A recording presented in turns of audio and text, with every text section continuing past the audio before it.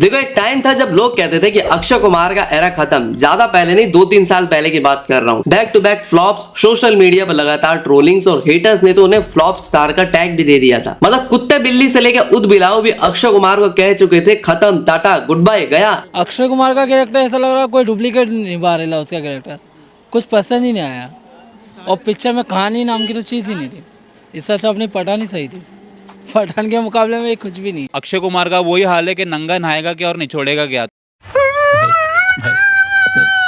लेकिन boss comeback किसे कहते हैं ये खिलाड़ी कुमार से बेहतर कोई नहीं जानता। ये बंदा कॉकरोच है, कॉकरोच जो फ्लॉप्स के एटॉमिक अटैक को भी झेल जाता है, जहां लोगों का करियर खत्म हो जाता है बस 1-2 फ्लॉप्स के बाद। लेकिन ये तो जैसे अक्षय कुमार का रोज का काम है। तो ऐसा क्या है जिसकी वजह से फ्लॉप्स की बाढ़ भी अक्षय कुमार की अक्षय कुमार का कुछ भी नहीं उखाड़ पाती और वह विशाल वट वृक्ष की तरह खड़े रहते हैं। देखो 1994 से लेकर 1997 का वो दौर जब अक्षय ने इंडिया छोड़ कनाडा सेटल होने का सोचा था, रीजन यही था कि बैक टू बैक फ्लॉप्स मिल रहे थे। बट 1999 में जानवर आती है और सरप्राइज हिट जाती है, और दूसरी होती है हेरा फेरी। दूसरी बार ऐसा होता है 2009 से लेके 2011 के दौर में, जब अक्की की खट्टा मीठा 30 मार खां जैसी फिल्में भी पिट जाती है। लेकिन 2012 से लेके 2019 तक अक्षय कुमार का स्वर्णिम काल होता है। 2019 में तो एक साल में केसरी, मिशन मंगल, हाउसफुल 4, गुड न्यूज जैसे सुपर हिट्स देते हैं, जिसका टोटल कलेक्शन जाता है 760.3 करोड़। मतलब 2019 में 4 हिट देने वाले, बॉलीवुड में सबसे पहले 140 करोड़ तक चार्ज करने वाले, फोर्ब्स मैगजीन में वर्ल्ड पे 4th नंबर पर आने वाले अक्षय कुमार का कमबैक आज हो चुका है। हाउसफुल 5, जॉली LLB 3, भूत बंगला और वेलकम टू द जंगल, इन फिल्मों के बाद वही पब्लिक जो कल गाली दे रही थी आज ताली बजा रही है।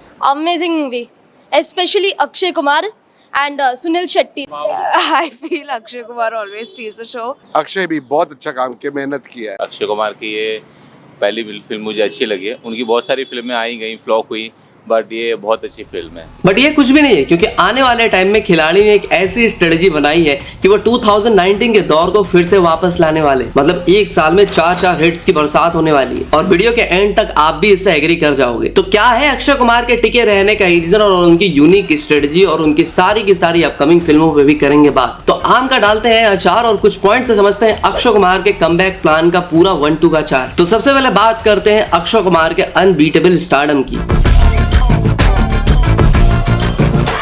देखो एक ऐसा स्टार जिसका करियर एक बार नहीं बल्कि 2-2 बार बिल्कुल खत्म मान लिया गया हो। इंडस्ट्री के एक्सपर्ट्स ने गेम ओवर का थप्पा लगा दिया हो और लगातार एक के बाद एक फिल्में बॉक्स ऑफिस पर पूरी तरह से पिट रही। तो साल था 1999, अक्षय कुमार के नाम के आगे लगातार 14 to 16 फ्लॉप्स का बड़ा टैग लग चुका था। लग रहा था कि एक प्योर एक्शन हीरो जो स्क्रीन पे तो एक्शन कर रहा है, लेकिन उस एक्शन का रिएक्शन ऐसा था कि लोग उसे कोई और फिल्म ऑफर ही नहीं कर रहे थे। और सिनेमा इंडस्ट्री के कैंसर यानी कि टाइप कास्ट नाम की बीमारी से वो जूझ रहा था। मेरे करियर में पहला जो 10 साल था वो तो एक एक्शन हीरो के तौर पर ही निकला। उसके बाद पहले जब मैं इंडस्ट्री में आया था तो सिर्फ पैसा कमाने आया था, लेकिन उस 10 साल के बाद मैंने जब खुद की फिल्में देखी, जो 10 साल में फिल्में की हैं, मुझे खुद ही ऐसा मन करता था मैं अपने आप को थप्पड़ मारूं, क्योंकि मैं सिर्फ एक्शन रोल ही किया और मुझे कोई और कुछ लायक समझता भी नहीं था। उसके बाद मेरी ये समझ में आई कि मुझे अपने आप को ट्रांसफॉर्म करना चाहिए, and I want to do different characters. उसके बाद फिर हेरा फेरी हुई, उसके बाद धड़कन हुई, उसके बाद मुझसे शादी करोगी, टॉयलेट, बैटमैन, बहुत सारी ऐसी फिल्में हैं। तो वो ट्रांसफॉर्म ही है। पर तभी एंट्री होती है सुनील दर्शन की जानवर की, जो कि 1999 में रिलीज होती है, और उसके ठीक बाद प्रियदर्शन की कल्ट क्लासिक हेरा फेरी इन 2000। ये दोनों फिल्में सिर्फ उनका करियर नहीं बचाती बल्कि स्क्रीन पे उनकी पूरी आइडेंटिटी को रीइन्वेंट कर देती है। एक्शन हीरो से एक वर्सेटाइल रिलेटेबल कॉमेडी स्टार बनने का वो ट्रांजिशन उनके करियर का सबसे बड़ा टर्निंग पॉइंट साबित होता है। लेकिन वो कहते हैं ना कि इतिहास हमेशा खुद को दोहराता है, सुबह का भूला शाम को वापस नहीं आता है। तो 2022 में एक बार फिर से वही फ्लॉप्स की बीमारी वापस आती है। बैक टू बैक फ्लॉप्स का लंबा सिलसिला शुरू हो जाता है। हर तरफ एक ही सवाल कि क्या अक्षय कुमार का मैजिक अब खत्म हो चुका है। OTT के आने से ऑडियंस का टेस्ट भी ड्रास्टिकली बदल चुका होता है। उन्हें पठान, जवान या एनिमल जैसी visually spectacular larger than life event cinema theatre में चाहिए होती है, और आर्ट सिनेमा देखने के लिए उन्होंने OTT सब्सक्रिप्शन ले रखी होती है। वहीं अक्षय कुमार का 40 डेज का सूट मॉडल और ओवर एक्सपोजर उनके खिलाफ ही चला जाता है। सम्राट पृथ्वीराज से लेकर मिशन रानीगंज तक फिल्में लाइन से फ्लॉप होती है। है। क्रिटिक्स ने भी यहाँ तक कह दिया होता है कि खिलाड़ी का दौर अब खत्म हो चुका है। ऊपर से अक्षय कुमार के लिए इंडस्ट्री में ऐसा नेगेटिव नैरेटिव बनाया जाता है कि ये बंदा तो 3-4 फिल्में साल में करता है, इसकी फिल्में देखने का कोई फायदा नहीं है, ये फिर से वही घटिया फिल्में ही बनाएगा। मीडिया वाले भी छापते हैं कि अक्षय कुमार की फिल्म करने की स्पीड ही उनका सबसे बड़ा दुश्मन बन गई है। ये साल में 4-4 फिल्में करता है, इसीलिए कोई इसकी फिल्म को याद नहीं रखता। बट लोग इस पर बात ही नहीं करते हैं कि एसआरके ने भी एक साल में 3-3 फिल्में रिलीज की होती है। खैर, अक्षय कुमार इन बातों को नहीं मानते। बड़ा आश्चर्य से लोग मुझे देखते हैं कि यार तू इतनी फिल्में करता है। मैं लोगों को आश्चर्य देखता है, अबे यार तो और क्या करूं, सुबह उठूंगा, काम पे तो जाना ही है, भगवान का दिया हुआ सब कुछ है, सारी कमाई कर चुका हूं, आज मैं अगर बैठ जाऊं तो आराम से, मुझे कोई कमाने की ज़रूरत नहीं है। लेकिन यार उनका क्या, जो बाकी लोग बैठे हुए हैं, जो काम करना चाहते हैं, तो आदमी को काम तो करना चाहिए। और अब काम ये नहीं है, इसलिए नहीं है कि पैसों के लिए करना, अब मज़ा आता है, अच्छा लगता है, पैशनेट है। बल्कि मैं उस दिन काम छोड़ दूंगा जब रात को सोने से पहले लगे यार सुबह उठ के फिर काम पे जाना। और अगर आप ध्यान से देखोगे तो अक्षय कुमार के साथ कॉन्स्पिरेसी भी तगड़ी होती है, क्योंकि अक्षय कुमार अपने आप को बॉलीवुड के उस लॉबी में बैठा नहीं पाते। तो शुरू करते हैं। शाहरुख खान, सलमान खान को शुरुआत में YRF, राजसी, धर्मा जैसे बड़े बैनर्स मिलते हैं, जबकि अक्षय कुमार ने मिड लेवल एक्शन फिल्मों से शुरुआत की होती है। यहाँ पे नोटिस करने वाली बात यह है कि शाहरुख खान और अक्षय कुमार दोनों ही आउटसाइडर थे। आगे चल के अक्षय अपने स्ट्रिक्ट रूटीन की वजह से लेट नाइट बॉलीवुड पार्टीज का हिस्सा नहीं बनते, सबको फिट रहने की एडवाइस देते हैं। वहीं कई लोग कैजुअली मजाक में कह देते हैं कि मेरा बेटा DIUG भी करता है तो करे, और उनका आज्ञाकारी बेटा आगे चलकर उनकी आज्ञा का पालन भी करता है। I'm sure you're going to spoil your son. No, not at all. I've just told him that, he can, when he's 3 or 4 years old, he can run after girls. And he can smoke as much as he wants. He can do drugs, he can have sex, he can womanize. When he's 3? When he's 2, I think 2 months. Because it's nicer to start early, and he should enjoy everything. He should have fun. He should do everything I've not done. तो देखो, बॉलीवुड में networking का भी तगड़ा role होता है, और जो उसमें कम एक्टिव होते हैं ना, उनकी विजिबिलिटी और सॉफ्ट सपोर्ट नेटवर्क नेचुरली कम हो जाती है। लोग अक्षय कुमार को ट्रोल करते हैं, फिल्म इंडस्ट्री के लोग ही उनकी गरीबी में आटा गीला होने पे मजे लेते हैं, लेकिन सबको समझ नहीं आता कि आखिर फ्लॉप्स के बावजूद उन्हें फिल्में मिलती कैसे हैं। तो इसका जवाब छुपा है उनके स्ट्रिक्ट डिसिप्लिन और बैक एंड इकोनॉमिक्स में। जहां बाकी A-लिस्ट स्टार्स फिल्म को शूट करने के लिए सालों लगा देते हैं, 5-10 vanity van, personal cook, gym trainer, मतलब इनका एक इंटोरेज का पूरा इकोसिस्टम इनके साथ चलता है। वहीं अक्षय कुमार अपने 40-50 दिन के टाइट विंडो में प्रॉपर्ली पूरी फिल्म रैप कर देते हैं। इससे प्रोडक्शन का डेली का खर्चा और ओवरहेड कॉस्ट बिल्कुल ही ग्राउंड लेवल पे रहता है। अब देखो, यहाँ पे कुछ प्रॉब्लम भी होती है, जैसे कि सम्राट पृथ्वीराज जैसे फिल्म के लिए नो डाउट अक्षय कुमार को और ज्यादा टाइम देना चाहिए था। बट देखो, इन सब में सबसे बड़ा गेम चेंजर होता है अक्षय कुमार का स्मार्ट प्रॉफिट शेयरिंग मॉडल। उन्होंने अपनी अपफ्रंट एक्टिंग फीस को अब ऑलमोस्ट 0 कर दिया है। उसके बदले उन्होंने पोस्ट रिलीज प्रॉफिट्स और मूवी की इंटेलेक्चुअल प्रॉपर्टी राइट में 72% का बड़ा स्टेक और रिस्क अपने कंधों पे ले लेते हैं। अब इस रिस्क का नतीजा क्या होता है? तो मूवी थिएटर आने से पहले ही जब उसके डिजिटल सैटेलाइट्स और म्यूजिक राइट्स बिकते हैं तो लगभग 120 करोड़ तो सिर्फ वहीं से रिकवर हो जाते हैं। प्रोडक्शन सेफ होता है, प्रोडक्शन का खर्चा कंट्रोल में रहता है और थियोरेटिकल लॉसेस का डर आधा हो जाता है। एग्जाम्पल के लिए वेलकम टू जंगल। टेक्निकली देखा जाए तो हमारी फिल्म मैंने मेरे हिसाब से कंप्लीट कर दी अबाउट 115-120 करोड़ के अंदर। सो 200-250 करोड़ में करूं तो it's useless me being a director. तो इतने सालों के जो हम लोग की जो सीखा है हमने, वो अभी तो काम में आएगा। तो तभी जाके ये फिल्म इतनी बड़ी with the action, with the actors, ये इतने चीप में बनी है। एंड कुडोस टू अक्षय जिसने पैसे ही नहीं लिए। ऊपर से आपको नहीं लगता है केसरी जैसी फिल्म को एटलीस्ट 500 करोड़ का बिजनेस तो करना ही चाहिए था? वो फिल्म सिर्फ 154 करोड़ का कलेक्शन कर पाती है। फिल्म का स्क्रीन प्ले, गाने में भाई सारे एक नंबर होते हैं, सबकी एक्टिंग भी तगड़ी होती है। तेरी मिट्टी सॉन्ग भाई गूज बम्स फील करा देता है लोगों को। और ना ये फिल्म 500 करोड़ का कलेक्शन कर पाती है और अवार्ड देने में इतनी लॉबीबाजी होती है कि गांजा फूक के तेरी मिट्टी सॉन्ग हार जाती है। अवार्ड जो है ये लॉबिंग का नतीजा है।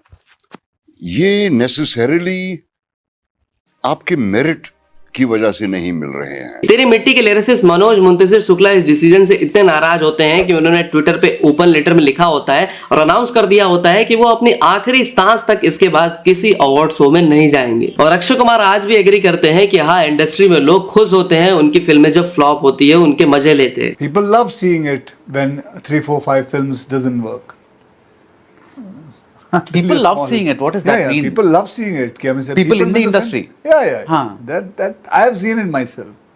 मतलब people are happy कि अक्षय के पिक्चर ये पिक्चर नहीं, इनका नहीं पिक्चर चला, The other people are happy.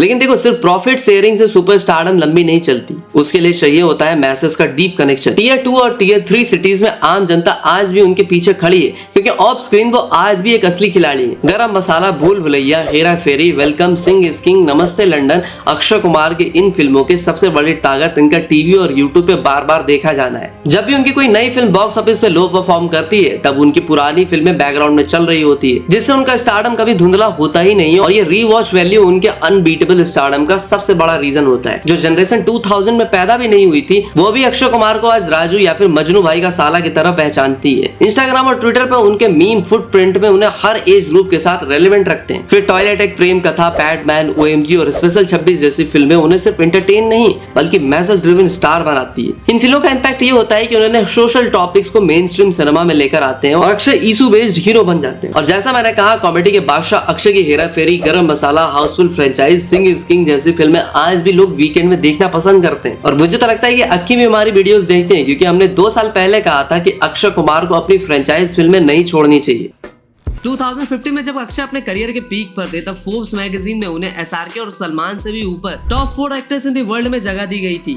उस टाइम पर उन्होंने अपने सबसे हिट फ्रेंचाइज यानी वेलकम 2 को लात मार दी थी। कई लोगों ने यह भी कहा था कि डेट इश्यूज की वजह से अक्षय ने फिल्म नहीं की। फिर रूमर ये भी आई कि अक्षय क्रिएटिव डिफरेंसेस की वजह से फिल्म नहीं कर पाए। अब आप ही बताओ, 2007 में आई सबसे हिट फ्रेंचाइज की फिल्म वेलकम, जिसने भाई 32 करोड़ के बजट में 117 करोड़ का कलेक्शन किया, उसे कोई क्यों ही छोड़ेगा। लेकिन अक्षय को शायद लगा कि उनके बिना वेलकम 2 बन ही नहीं सकती। लेकिन अक्षय के दोस्त जॉन ने लपक के उस अपॉर्चुनिटी को पकड़ा और वेलकम 2 कर डाली। फिल्म ब्लॉकबस्टर तो नहीं हो पाई, लेकिन फिर भी 88 करोड़ के सीन ने 169 करोड़ कमा ली। फिर भी अक्षय कुमार ने दोबारा यही गलती भूल भुलैया जैसी फ्रेंचाइज की फिल्म के साथ भी किया। और वो कहते हैं ना कि दूध का जला दही भी फूक फूक के पीता है, तो अक्षय कुमार भी गर्म हथौड़े पे लोहा मारते हैं और भूल भुलैया से चोट खाए अक्षय हेरा फेरी, वेलकम, जॉली LLB फ्रेंचाइज की फिल्में भी साइन करते हैं, जिसका रिजल्ट ये होता है कि सिंस जनवरी 2025 से लेकर अब तक अक्की ने लगातार 100 करोड़ प्लस ग्रॉसेस डिलीवर किए, जिसमें sky force, Kesari chapter 2, Housefull 5, jolly LLB 3, भूत बंगला और अब जाके वेलकम टू जंगल भी शामिल है। और आपको पता है, पोस्ट कोविड अक्षय कुमार ने 2200 करोड़ का मार्क भी फाइनली क्रॉस कर ही लिया है। हाँ, तो अब बात करते हैं अक्षय कुमार की उन अपकमिंग फिल्मों की, जिसके बाद अक्षय कुमार फिर से हिट्स की बरसात करने वाले हैं। और इस लिस्ट में सबसे पहली फिल्म है गोलमाल 5। अब देखो, आपको पता ही है कि उड़ती हुई गाड़ियां और अनलिमिटेड कॉमेडी का एक ही बादशाह है बॉलीवुड में, यानी कि रोहित शेट्टी। तो इस बार भी डायरेक्शन की कमान रोहित शेट्टी के हाथों में ही है और उन्होंने मार्च 2026 में अपने बर्थडे पे इस प्रोजेक्ट की ऑफिशियल शूटिंग शुरू करने का ऐलान भी कर दिया था। जस्ट इमेजिन करिए कि पुरानी गोलमाल की गैंग खड़ी है, तभी अक्षय कुमार की ग्रैंड एंट्री होती है, एकदम नए, एकदम बाला वाले लुक में। मतलब बेंस्टॉक, हाउसफुल और गोलमाल का क्रॉसओवर करा दिया इन लोगों ने। काले कुर्ते पैजामे और डार्क सनग्लासेस में अक्की का ये नया अवतार देखकर फैंस ऑलरेडी दीवाने हो चुके हैं। कई लोग कहते हैं कि अक्षय कुमार अब कोई भी फ्रेंचाइज में घुस जा रहे हैं, बट इसका उन्होंने बहुत ही मस्त रिप्लाई दिया था। And you know, Ajay sir says something very interesting कि फ्रेंचाइज और सीक्वल होगा तो अक्षय कुमार होंगे ही उधर।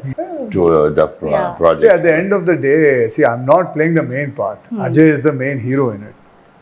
Yes, that's Ajay what. is the main hero in it. But what is wrong with it?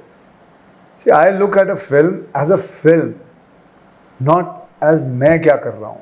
मैं ये देखना चाहता हूँ फिल्म क्या कर रही है। बट ये जैसे गोलमाल में आप गए, तो ये इतने बड़े स्टार होने के बाद किसी ने कहा नहीं कि यार मतलब वो एक अलग सीरीज है, एक अलग लूप है, उसमें आप जा रहे हो, वो किसी की लेगेसी है। एक बात बताओ, यही सोच है ना गलत है, यही सोच गलत है। ये हॉलीवुड में नहीं है। छोटे से छोटा रोल टॉम क्रूज कर लेगा, ब्रैड पिट कर लेगा, छोटे से छोटा, क्यों उसको उस डायरेक्टर के साथ काम करना?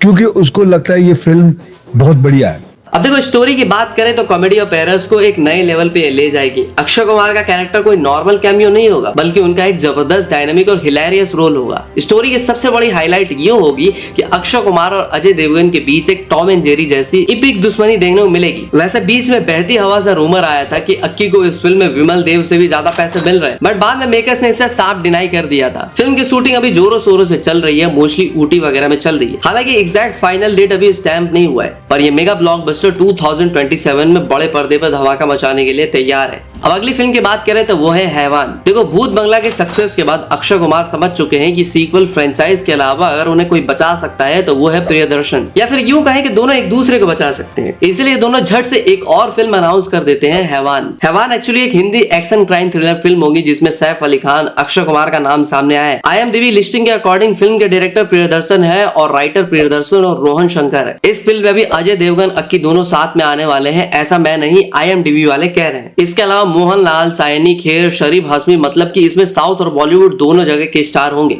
केवीएन प्रोडक्शन वालों ने इसकी वीडियो भी अपलोड करी थी। लेकिन एक सेकंड, इन सालों ने लेट असरानी का भी नाम डाल दिया है IMDb पे। ये सब क्या देखना पड़ रहा है। स्टोरी की बात करें तो स्टोरी एक ब्लाइंड मार्शल आर्टिस्ट के अराउंड होगी जो कि एक गर्ल चाइल्ड को साइकोपाथ से प्रोटेक्ट करेगा। मतलब टोन प्योरली सस्पेंस, एक्शन और डार्क थ्रिलर वाली लग रही है। सोचो एक ऐसी दुनिया जहां अंधेरा सिर्फ बैकग्राउंड नहीं, खुद एक थ्रेट है। एक ब्लाइंड मार्शल आर्टिस्ट के पास सिर्फ स्किल है और उसके सामने एक ऐसा साइकोपाथ है जो एक बच्ची तक पहुंचना चाहता है। फिर आता है अक्षय कुमार का प्रेजेंस और सैफ अली खान के साथ मिलकर फिल्म की टेंशन और स्केल दोनों बढ़ जाते हैं। और यही फिल्म का कोर बैटल भी होगा, बच्चे को बचाना, शैतानी दिमाग को रोकना और हर सीन में सस्पेंस को जिंदा रखना। अच्छी बात यह है कि इस फिल्म के लिए ज्यादा वेट करने की जरूरत नहीं होगी, क्योंकि केवीएन प्रोडक्शन वालों ने पोस्ट डालकर कंफर्म कर दिया था कि ये फिल्म 11 सितंबर 2026 में ही आएगी। तीसरे नंबर पे है एक बहुत ही अजीब फिल्म समुख। अब समुख में अक्षय कुमार लीड रोल में है और रिपोर्ट्स के अकॉर्डिंग वो एक alien thriller survival horror type character play कर रहे हैं। यानी कि नॉर्मल हीरो नहीं बल्कि एक high stake science fiction world का fighter type main character. Film के डायरेक्टर कनिष्क वर्मा बताए जा रहे हैं और रिलीज 2027 टारगेट की जा रही है। देखो इससे पहले भी 5 बार कनिष्क और अक्षय साथ में काम कर चुके हैं और ये उनका शायद 6th या फिर 7th कोलैब है। और वो अक्षय कुमार को आंखों के टाइम से जानते हैं, मतलब 27 साल से। देखो इस फिल्म को इंडिया की first big scale alien action thriller film की तरह दिखाया जा रहा है,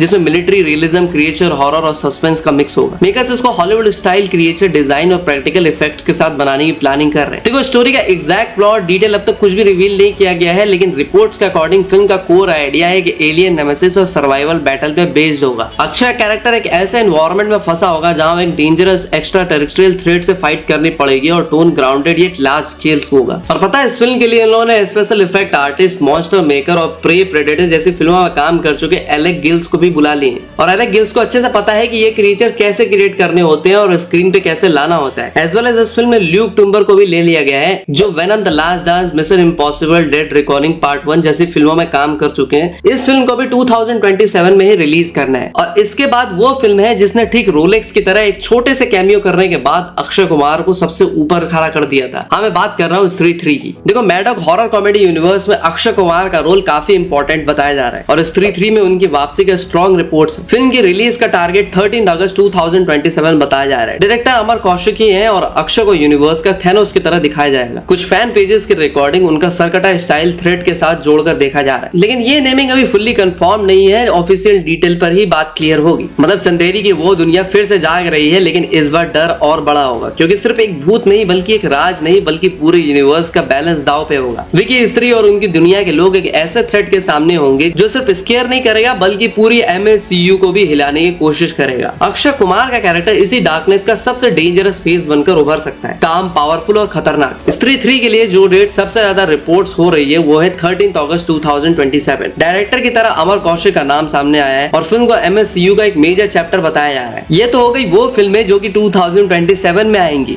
इसके अलावा इतनी सारी फिल्में अर्ली स्टेजेस में है जो कि आप सोच भी नहीं सकते हो। अब अक्षय कुमार के उन सारी फिल्मों का बस आपको नाम बताता हूँ। इसमें हेरा फेरी 3, भागम भाग 2, राउडी राठौर 2, OMG 3, भूत police 2, welcome 4, Housefull 6, psycho, Ram और श्याम जैसी और भी काफी सारी फिल्में शामिल हैं। अब आप ही बताओ कि आज के टाइम पे बॉलीवुड में इससे बेटर लाइनअप्स किसके पास है, जिसमें इतने सारे फ्रेंचाइज सीक्वल्स, पुराने डायरेक्टर शामिल हैं। खैर अगर आपको वीडियो पसंद आई हो तो मारा यार लाइक की बात कर रहा हूँ। तो मैं मिलता हूँ आपसे अगली वीडियो में, तब तक के लिए हर हर महादेव।